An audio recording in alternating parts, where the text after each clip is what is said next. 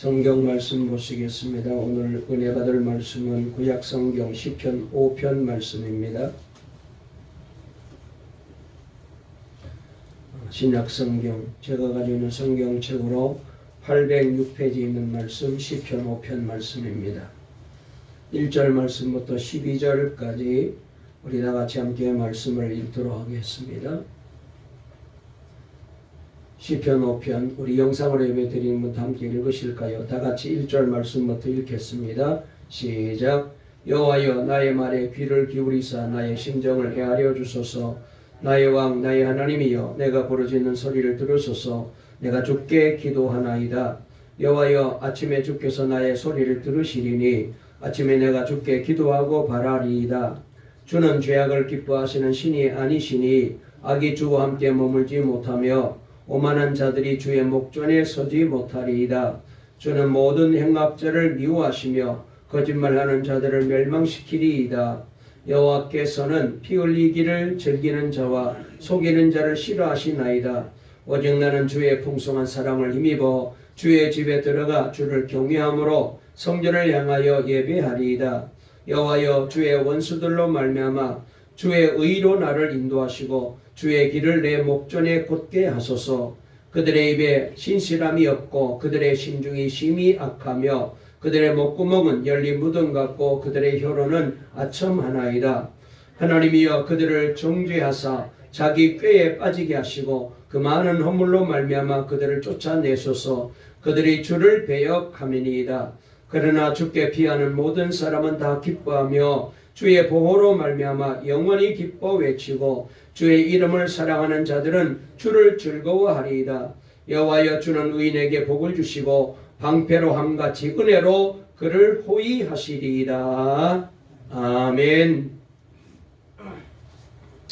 할렐루야. 하나님의 은혜 가운데 또 이렇게 설명절을 앞두고 우리가 1월 마지막 주일로 예배를 드리게 되었습니다. 오늘 예배 드리면서 다시 한번 뜨겁게 주님을 만나고 늘 주님과 함께하는 복된 우리 동강의 성도들 되시길 바랍니다. 올해 제가 계속해서 강조하고 또 제 마음속에 주신 귀한 은혜는 우리가 주님과 동행하고 그리고 주님과 함께하면 우리가 변화될 수 있다. 그래서 지난 시간에는 저것도 변화될 수 있다는 그런 마음의 간절함을 허락해 주셨는데 우리 모두가 신앙생활하면서 그저 머리로 지식으로 그렇게 우리가 이제까지 습관적으로 예배를 드리고 신앙생활을 해왔는데 이제부터는 정말로 늘 주님을 삶 속에 체험하는 그런 기쁨이 넘쳤으면 좋겠습니다. 우리 앞뒤 좌우에 있는 분과 한번 인사를 나누실까요? 오늘 또 말씀으로 은혜 받으세요. 우리 하온이도 오늘 예배 드리러 왔는데 조하온 할아버지 교회 와서 예배 드리니까 좋죠? 좋아요? 우리 다시 한번 인사하십시다. 복 많이 받으시고 온란의 소원이 꼭 이루어지시기 바랍니다. 예수 안에서 변화됩시다. 할렐루야. 오늘 설교 제목 한번 따라해 보실까요? 의롭게 살기를 소원합시다. 다시 한번요. 의롭게 살기를 소원합시다. 여러분 2022년 새해를 시작하여 오늘은 5번째 주일입니다. 새해 우리 교회와 모든 성도들의 삶 속에 예수님과 친밀히 동행하는 놀라운 간증이 넘쳐나기를 주의 이름으로 축원합니다. 이런 소원을 가진 우리에게 오늘 하나님께 말씀을 주셨는데 그 말씀은 의롭게 살기를 열망하라 이런 말씀을 주셨습니다. 여러분 의롭게 사는 것은 예수님과 친밀히 동행하는데 매우 중요한 요소가 됩니다. 여러분 우리가 죄 지으며 살면서 예수님과 동행할 수 있겠습니까? 우리가 하나님의 말씀을 어기면서 예수님과 동행할 수가 있겠습니까? 성령의 감동 감화를 무시하고 의롭게 살아갈 수가 있겠습니까? 그러므로 의롭게 살고자 하는 열망은 예수님과 동행하고자 하는 열망과 같다라고 생각이 됩니다. 그래서 우리가 여러분 예수님과 동행하려면 우리가 먼저 의롭게 살아야 됩니다. 오늘 시편 5편 말씀에 보면 시편 기자는 하나님께 간절히 기도합니다. 자, 1절 말씀 한번 읽어볼까요? 다 같이 읽습니다. 시작. 여호와여 나의 말에 귀를 기울이사 나의 심정을 헤아려 주소서. 또 2절을 또 한번 읽어볼까요? 나의 왕 나의 하나님이여 내가 부르짖는 소리를 들으소서. 내가 주께 기도하나이다. 3절 여호와여 아침에 주께서 나의 소리를 들으시리니 아침에 내가 주께 기도하고 바라리이다. 그랬습니다. 여기 1절, 2절, 3절에 보니까 나의 심정을 헤아려 주소서. 그리고 내가 부르짖는 소리를 들으소서. 그리고 아침에 내가 주께 기도하는 이 귀한 기도를 주께서 들어주소서라고 간절히 기도하고 있습니다. 여러분, 누군가가 이처럼 간절히 기도한다면 우리가 보통 보면은 무엇을 위해서 주로 간절하게 기도합니까? 그렇습니다. 우리가 간절하게 기도할 때는 아마도 몸이 아파서 병이 들었을 때 하나님 내 병을 좀 고쳐주세요. 혹시라도 성공의 꿈을 가지고 있다면 하나님 내가 원하는 꿈을 이루고 성공하게 해주세요. 안 그러면 삶에 문제가 있다면 하나님 이 문제를 해결해 주세요. 내 힘으로 안 됩니다. 혹은 억울한 일이 있다면 하나님 나의 원수를 좀 갚아주세요. 혹은 자녀들을 위해서 하나님 우리 자녀들의 앞길을 활짝 열어주소서. 이런 기도를 할 때 우리가 대부분 다 간절하게 기도하죠. 꼭 이루어져야 되니까 꼭 그렇게 되기를 원해서 우리가 이런 기도를 할 때는 대부분 다 간절하게 기도합니다. 지난주 중에도 오늘 이제 성도님께서 자녀가 코로나 확진이 되어가지고 그래서 목사님 우리 자녀 위해서 좀 기도해 주세요 라고 기도 부탁을 했더라고요. 그래서 제가 간절히 기도해 드렸습니다. 가족들은 다 음성인데 자녀는 확진이 되어서 그래서 오늘은 아무래도 그래서 조금 조심해야 될 것 같아서 예배는 못 나가게 될 것 같습니다. 영상으로 예배 드리겠습니다. 그렇게 부탁을 해 오셨습니다. 여러분, 이렇게 우리가 간절하게 기도할 때는 어떤 이제 가족 간이라든지 자녀 문제라든지 사업 문제라든지 이런 문제를 가지고 우리가 간절하게 기도하는데, 그런데 오늘 여기 시편 기자는 전혀 우리와는 다르게 의롭게 살게 해달라고 간절하게 기도하고 있다는 점입니다. 그래서 8절 말씀 한번 우리 읽어보실까요? 8절 읽겠습니다. 시작. 여호와여 나의 원수들로 말미암아 주의 의로 나를 인도하시고 주의 길을 내 목전에 곧게 하소서. 그랬습니다. 여러분, 그래서 이 시편 5편에 나와 있는 이 다윗의 기도는 우리가 보통 하는 그런 기도와는 다르기 때문에 여러분, 이 기도는 놀라운 기도인 것입니다. 이 기도가 우리에게 감동을 주고 있는 거예요. 처음 이 시편을 읽을 때만 해도 사실 제가 잘 몰랐습니다. 늘 듣고 읽은 평범한 말씀으로만 이 말씀이 그냥 읽혀졌고 그렇게 제가 읽었어요. 그러나 이 말씀을 묵상하다가 보니까 야, 이런 소원을 가진 사람이라야 진정 복 있는 사람이고 이런 기도를 하는 사람이라야 진정 하나님이 함께하는 사람이다라는 마음이 들었어요.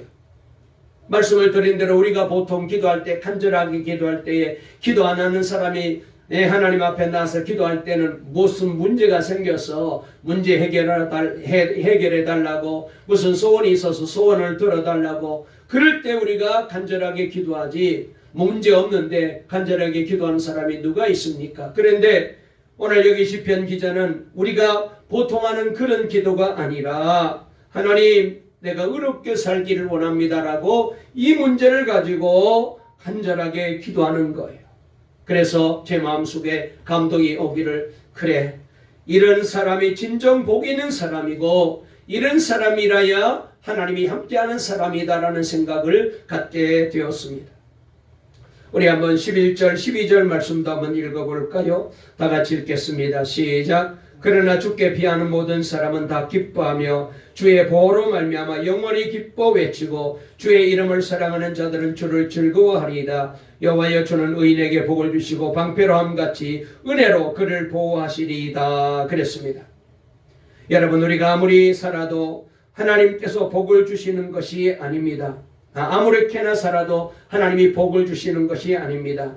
하나님이 정해준 길이 있어요. 그 길로 갈 때에 우리가 잘 떼고 우리가 복을 받게 됩니다. 그 중에 하나가 뭐냐? 다시 말해서 우리가 하나님 앞에 복받고 사는 길이 뭐냐? 비결이 뭐냐? 여러 가지가 있지만 그 중에 가장 중요한 게 뭐냐? 하나님 앞에 의롭게 살아야 된다는 거예요. 하나님 앞에 우리가 의롭게 서야 된다는 거예요.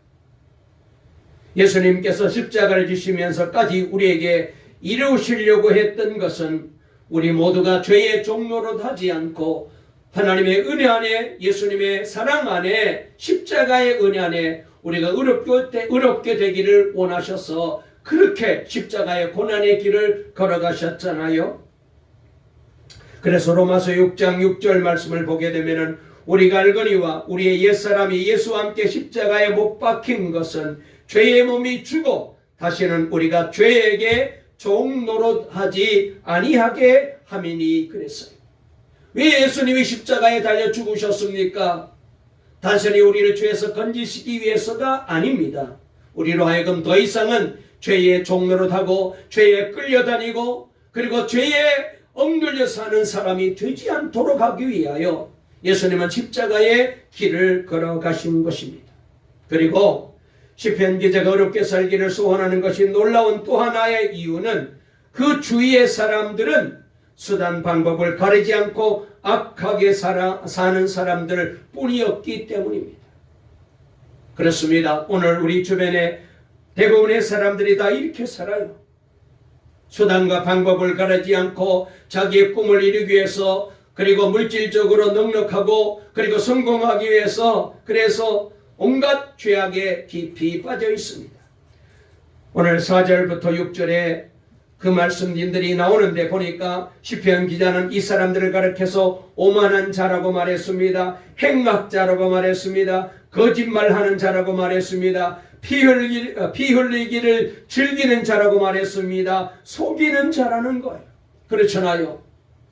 대부분의 사람들이 다 이렇게 삽니다. 거짓말하고 피 흘리기를 즐기고 그렇습니다. 내 목적을 이루기 위해서 내 꿈을 이루기 위해서는 속이는 것을 대수롭게 여깁니다. 그래서 9절에서 이렇게 시편 기자는 노래하고 있습니다. 우리 9절 읽어볼까요? 시작. 그들의 입에 신실함이 없고 그들의 심중이 심히 악하며 그들의 목구멍은 열린 무덤 같고 그들의 혀로는 아첨하나이다 그랬습니다. 여러분, 이런 사람들에게 의하여 둘러싸여 있게 되면 사람이 당연히 같이 악해지기 마련이 있잖아요. 사람은 주변의 영향을 받게 되잖아요. 세상 살면서 이런 이 정도 안 하는 사람 누가 있어? 이 정도 거짓말 안 하고 이 정도 나쁜 짓 안 하는 사람 누가 있어? 그렇지 않고는 어떻게 성공해? 그래서 우리는 쉽게 죄에 빠지고 그리고 불의에 빠지게 됩니다. 사람들이 다 법을 안 지키는데 나만 법을 지켜야 한다는 것은 손해보는 것 같고요. 억울한 일 같고요. 바보 취급받는다고 생각해요. 실제로 그래요. 제가 목사이지만 목사님 세계도 가만히 보게 되면 말이죠. 의롭게 살고 바르게 살고 정직하게 살면은 목사님 세계도 무시해요. 그리고 넉넉하게 돈이 있고 그리고 여러 가지로 힘이 있는 목사들 주변에 사람들이 많이 모여요. 네. 여러분, 이것이 바로 세상 사람들의 모습입니다. 그래서 결국 주위 사람들을 따라 나도 저들에게 무시당하지 않기 위해서는 저들로부터 바보 취급당하지 않기 위해서는 적당히 죄짓고 어떻게 하든지 저 사람들에게 약점 잡히지 않고 얕보이지 않기 위해서 그렇게 우리는 죄짓고 살아가게 됩니다. 그런데 시편 기자는 주위 사람들이 다 악하게 사는데도 자기만이라도 의롭게 살고자 열망하고 있다는 점이에요. 전혀 주변의 사람들이 그렇게 악하게 사는데도 불구하고 시편 저자는 나는 그렇게 살지 않기를 원합니다. 우리 한번 7절 말씀 읽어볼까요? 7절 말씀이 중요한데요. 다 같이 읽습니다. 시작. 오직 나는 주의 풍성한 사랑을 힘입어 주의 집에 들어가 주를 경외함으로 성전을 향하여 예배하리이다. 그랬어요. 여러분, 이 말씀이 왜 중요하냐? 여기 담겨진 이 메시지가 뭐냐? 이 말씀 속에는 이런 뜻이 있습니다. 오직 나는, 여기 오직 나는, 이 말은 나 한 사람만이라도 라는 그런 뜻이에요. 그러니까 주변의 사람들이 다 죄짓고 다 악하게 살아도 나만이라도 나는 하나님의 성전에 나가 예배하며 나는 의롭게 살기를 원합니다. 여러분, 하나님이 보실 때에 누구에게 복을 주시겠습니까? 어떤 사람이 복 있는 사람이에요? 바로 이 사람이죠. 하나님께서 진정 이런 사람을 찾으시는 거죠. 정말 그런 사람이 있을까요? 그렇습니다. 분명히 있어요. 링컨은 미국 역사상 가장 위대한 대통령으로 존경받는 사람 아닙니까? 링컨 대통령 때 노예 해방을 위한 남북 전쟁이 시작이 되었어요. 링컨은 얼마나 힘들었는지 모릅니다. 얼마나 그 전쟁이 비참했는지도 몰라요. 개전하고 나서 한 1년 동안 계속해서 링컨이 주의하는 북군이 계속 밀리게 됩니다.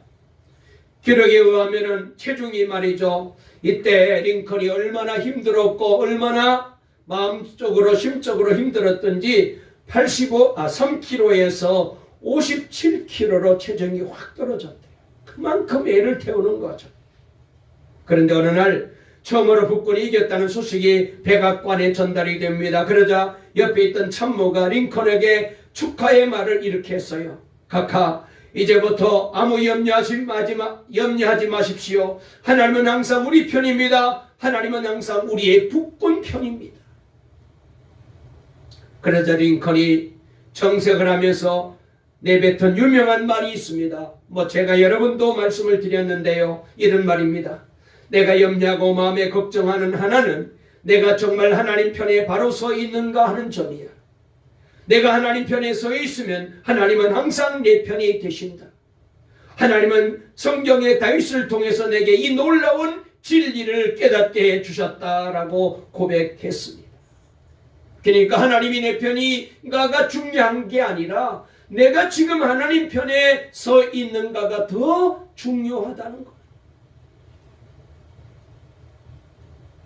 링컨은 이런 교훈을 다윗에게 배웠대요. 다윗이 바로 20편 5편의 저자 아닙니까? 십자가 복음으로 사는 우리는 세상 사랑과 소원이 달라야 돼요. 그리스도와 함께 죽었으니 세상 사랑과 소원이 다른 거예요. 이미 지난 시간에도 그 전 시간에도 계속해서 말씀을 드렸습니다. 우리는 그리스도와 함께 십자가에 못 박혀 죽었습니다. 그러므로 여러분, 우리는 소원이 달라요. 그리스도와 함께 사는 자가 되었으니 역시 세상 사람과 소원이 다른 것입니다. 위치만 니라는 훌륭한 중국에 그리스도인이 있었습니다.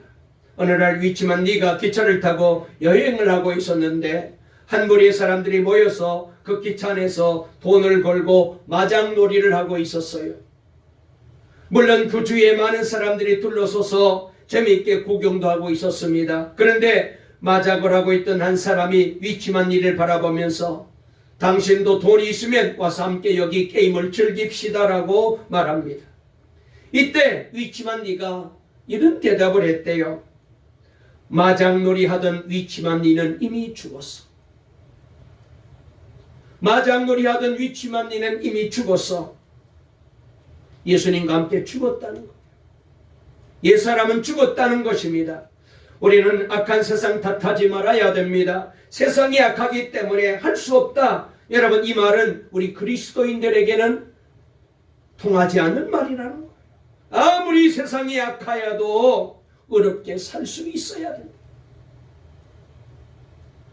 악한 자의 형통을 부러워하지 말아야 된다고 말했습니다. 그래서 잠언 24장 19절에 너는 행악자들로 말미암아 분을 품지 말며 그랬어요. 그 다음에 악인의 형통함을 절대로 부러워하지 말아라.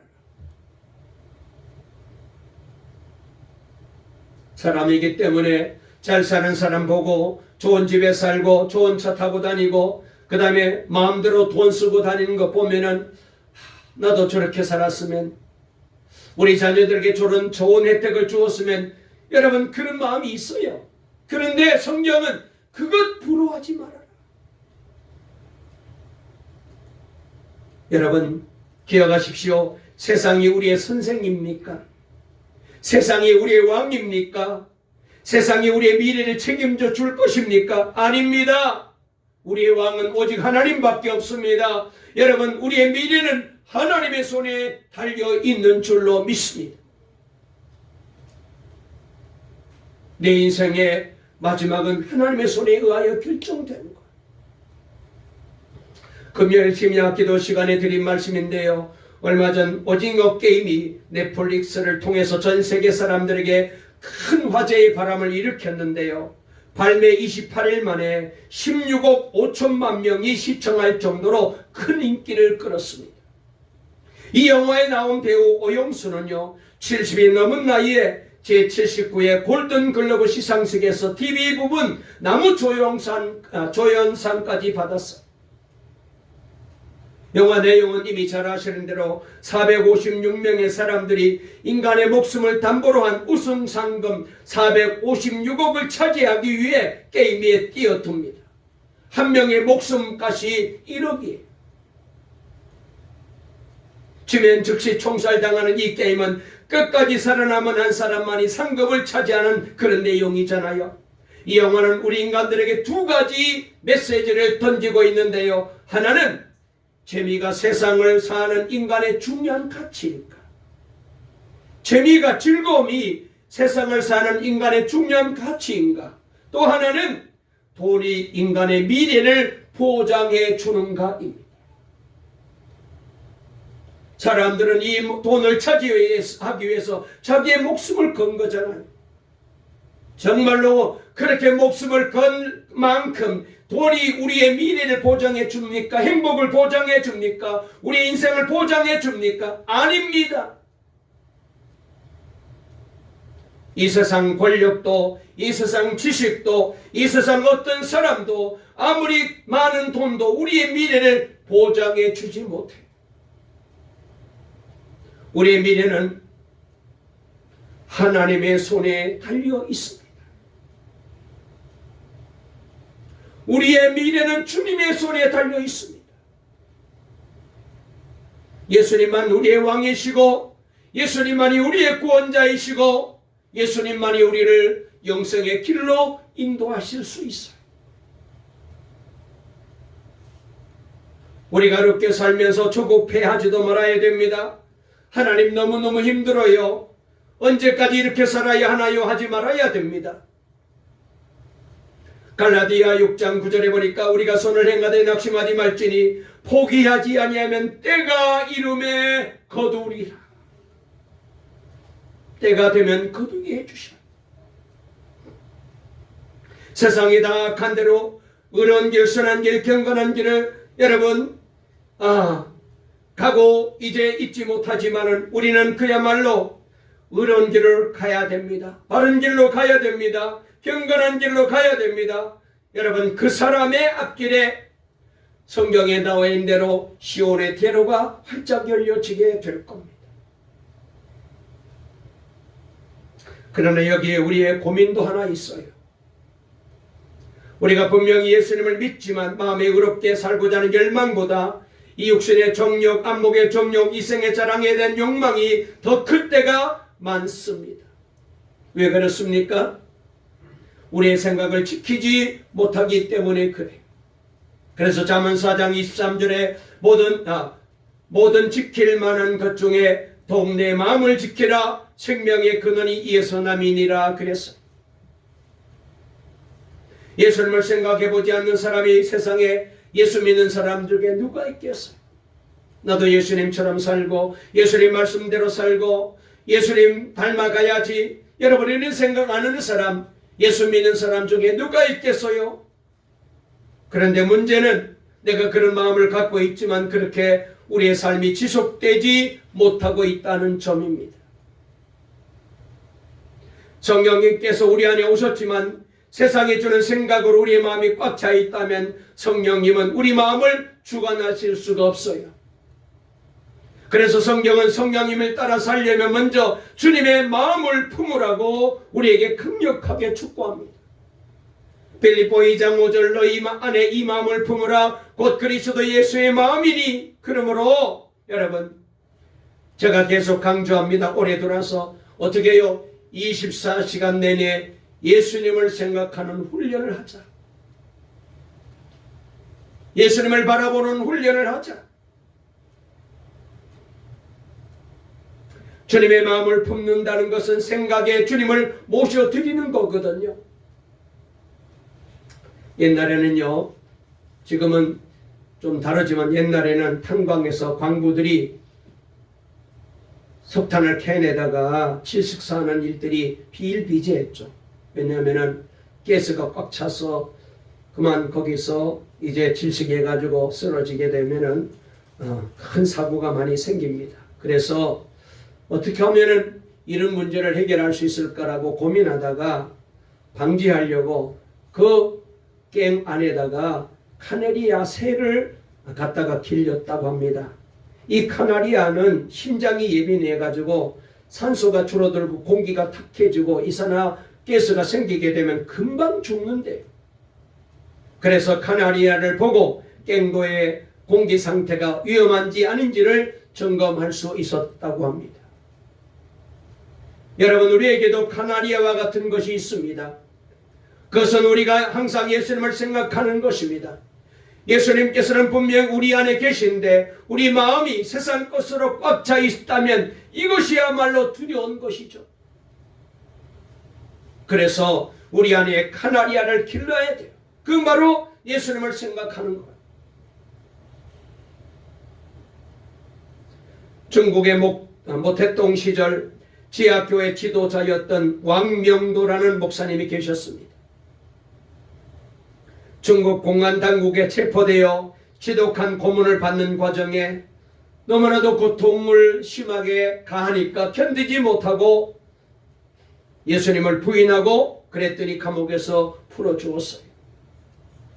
그러나 그는 석방되고 더 고통스러운 상태가 되었습니다. 왜냐하면 잠시 자신이 편하게 살겠다고 주님을 부인한 일로 인하여 주님께 대한 송구한 마음이, 생각이 계속해서 머리에 남게 되고 이것이 나중에 두통이 되어 두통이 떠나지를 않는 거예요. 너무너무 힘들어.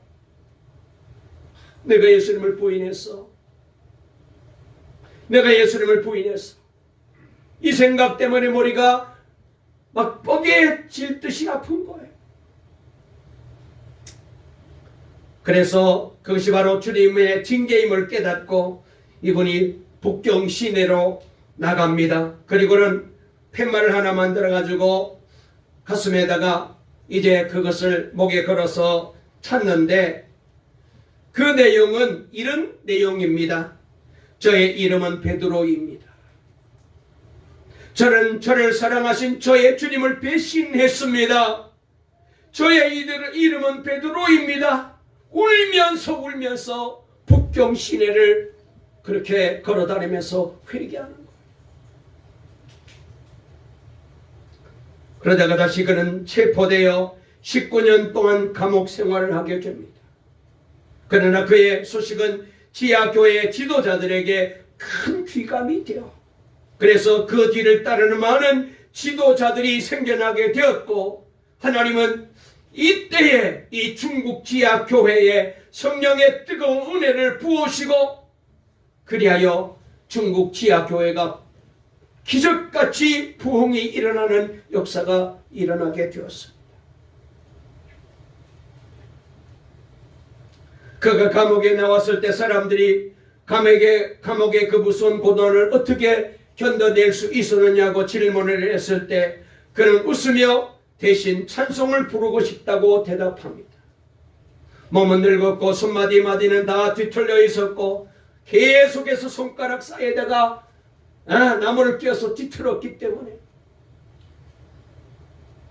그리고 그의 아내마저 앞을 보지 못하셔도 정도로 그렇게 완전히 몸이 망가졌어요. 그런데 그는 빛나는 눈동자로 이렇게 찬송을 부르기 시작합니다. 우리가 이제 헌금시간에 부를 찬송인데요. 우리가 너무나도 잘 아는 찬송이죠.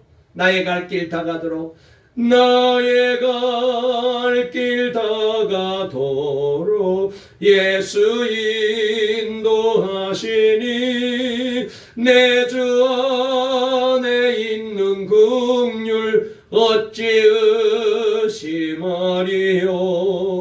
믿음으로 사는 자는 하늘 위로 받겠네. 무슨 일을 만나든지 만사 형통하리라. 무슨 일을 만나든지 만사 형통하리라.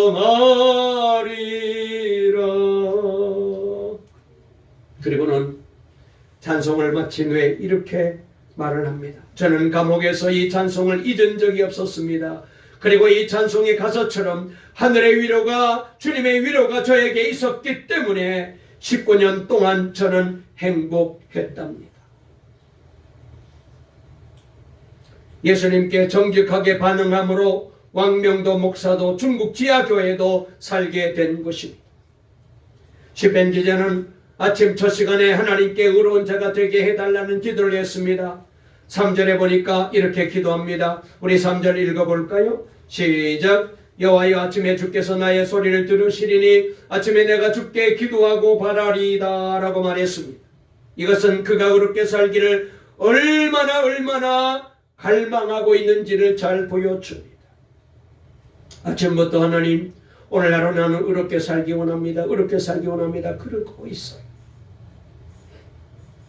유명한 허드슨 테일러 선교사님이 이런 말을 했습니다. 나의 헌신과 행복의 비결은 하루를 어떻게 시작하느냐에 달려 있습니다.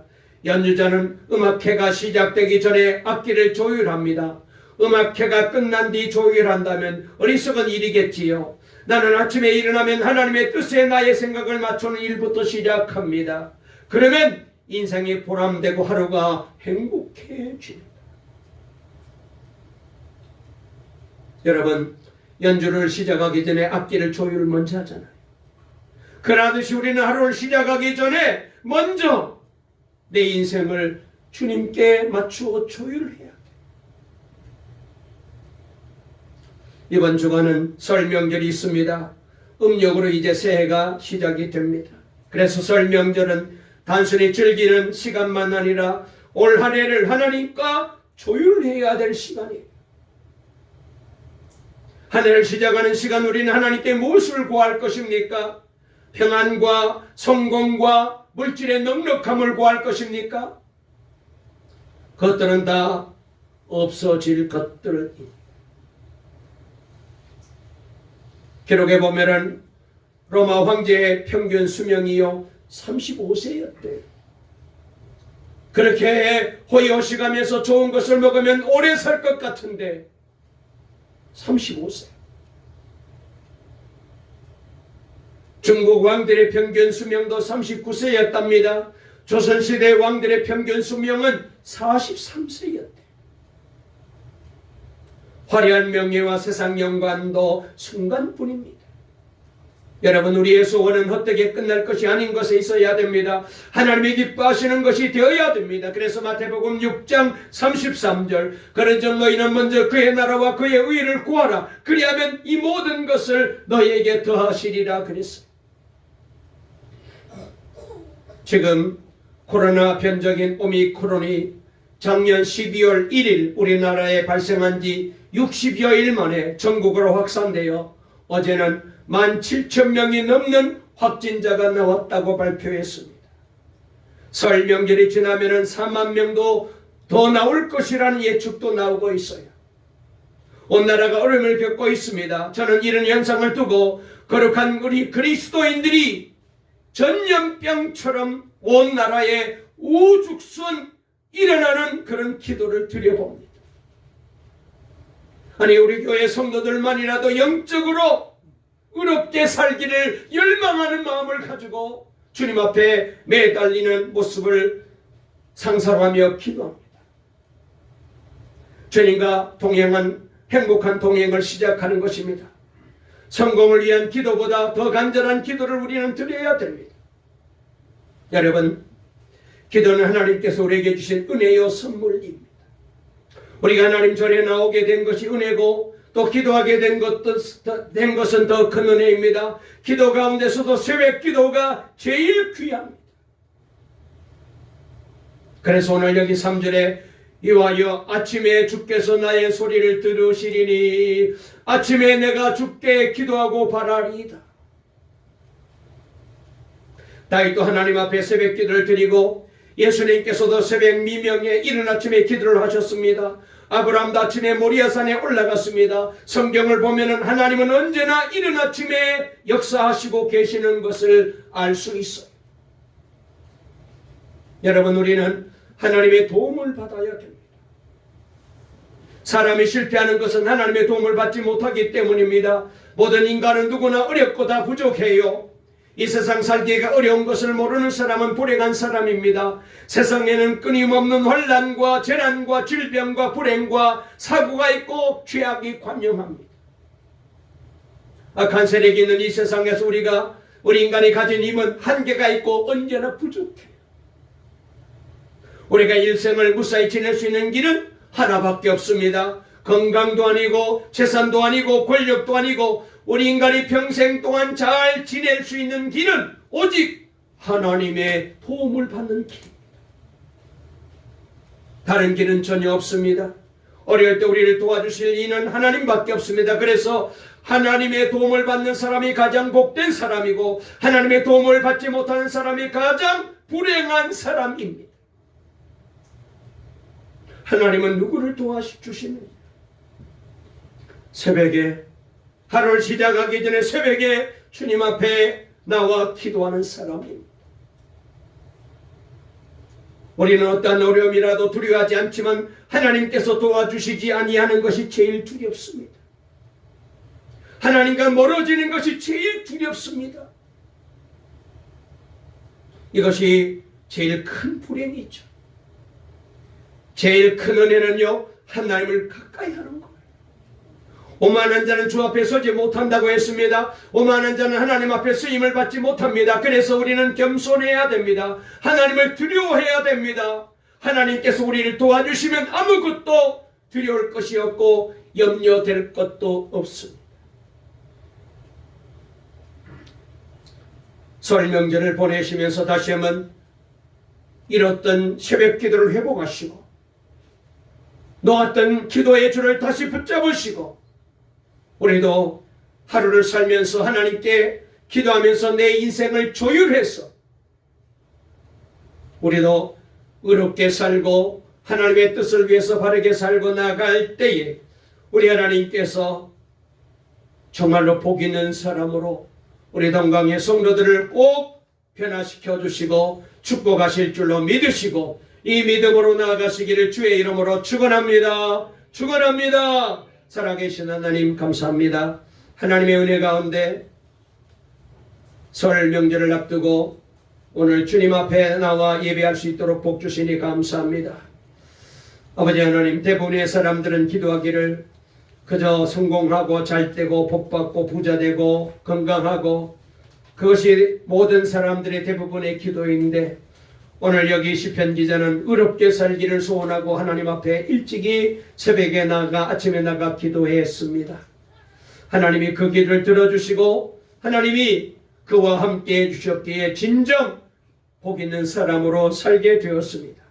아버지 하나님, 우리 동강의 모든 성도님들도 날마다 새벽에 주님 앞에 나와 기도하게 도와주시고 그래서 주님께 잘 조율되어서 하루를 행복하게 살고 성공적인 삶을 살고 복 있는 사람으로 살아가는 우리 동강의 모든 성도님들 다 되게 도와주시옵소서. 설 명절을 보내면서 다시 한번 하나님과의 관계가 회복되게 도와주시고 하나님과 함께 새해를 출발하는 동강의 성도들 되어서 올 한 해 우리 성도들의 삶 속에 하나님이 복 주시고 은혜 주시고 그래서 감사와 기쁨이 충만한 하나님이 기뻐하는 복 있는 우리 성도들 다 되게 도와주시옵소서. 예수님의 이름으로 간절히 기도 올리옵나이다. 아멘.